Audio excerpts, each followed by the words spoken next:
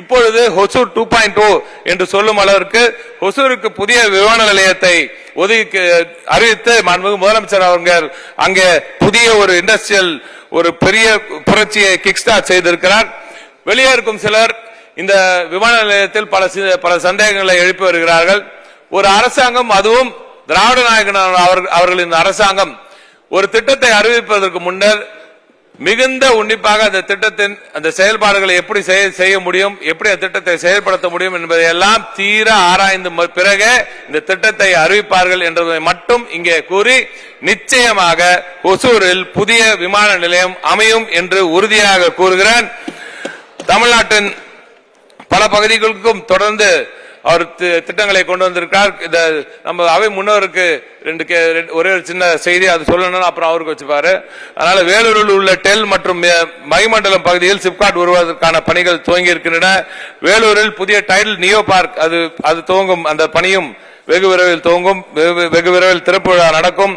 இந்தியாவில் முதலீடு செய்ய எல்லோரும் முன்வரும் போது பல நிறுவனங்கள் இன்வெஸ்டர்ஸ் இங்கே வரும்போது முதல் கதவு அவங்க தட்டுறது மாண்புமிகு முதலமைச்சர் அவர்களின் இந்த அலுவலகமாகத்தான் இருக்கிறது. ஆகையால் தான் இன்று டாடா, ஜாகுவார், லேண்ட் ரோவர் போன்ற பெருநிறுவனங்கள், அது ராணிப்பட் போன்ற வட மாவட்டங்களுக்கு அங்கே சென்று அவர்களுடைய புதிய நிறுவனங்களை துவங்குவதற்காக 9,000 கோடி ரூபாயில் 14,000 பேருக்கு வேலைவாய்ப்பு கொடுக்கும் இந்த மகத்தான நிறுவனம் டாடா, ஜாகுவார், லேண்ட் ரோவர் வாகன தயாரிப்பு நிறுவனம் இங்கே வந்து சேர்ந்திருக்கிறது.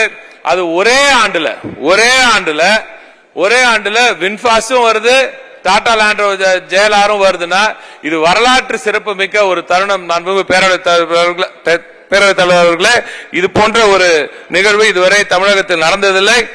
இப்பொழுது தூத்துக்குடி, சென்னை, கோயம்புத்தூர், ராணிப்பேட்டை, ஒசூர் என்று 5 ஆட்டோமொபைல் ஹப்ஸ் கொண்ட ஒரே நாடாக மாநிலமாக நமது தமிழ்நாடு என்று விளங்குகிறது. இதை தாண்டி இந்த வெறும் ஆட்டோமொபைல்ல மட்டும் இல்ல, உற்பத்தி துறையில் மட்டுமில்லாமல் சேவை துறையிலும் மிகப்பெரிய சாதனைகளை படைத்து வருகிறார் நமது மாண்புமிகு முதலமைச்சர் அவர்கள். கடந்த ஒரே ஆண்டில் Hitachi Energy, UBS, Adidas, Qualcomm, அக்கார்டிஸ் போன்ற பல உலக பிரசித்தி பெற்ற நிறுவனங்கள் தங்கள் உலகளாவிய திறன் மையங்களை ஜிசிசி இங்கு அமைத்து வருகிறார்கள். எனவே மிகப்பெரிய வளர்ச்சியை, அனைத்து பரவலாக்கப்பட்ட வளர்ச்சி அனைத்து செக்டர்லயும் கண்டு வருகிறது நமது Tamil Nadu. Honorable Speaker, sir, this year has also seen a historic office space absorption in Chennai, which highlights the huge influx of GCCs into Chennai. This government is taking all efforts to showcase Chennai as the fintech hub of India. The new fintech towers construction has commenced and 2 adjacent plots have also been allocated to 2 major players in the market. The development will give a huge boost to the fintech ecosystem in Chennai. முக்கியமான செய்தி இதை சொல்ல வேண்டும் என்பதற்காக இங்கே பதிவு செய்கிறேன். இந்த வளர்ச்சி சென்னையில் மட்டுமில்லாமல் தமிழ்நாட்டில் பிற மாவட்டங்களிலும் பரவி வருகிறது. ஆகையால் தான் திருச்சி மற்றும் மதுரையில் புதிய டைல் நிறுவனங்கள் மாண்புமிகு அமைச்சர் அவர்களும் இங்கே கேட்டுக்கொண்டே இருக்கிறார்.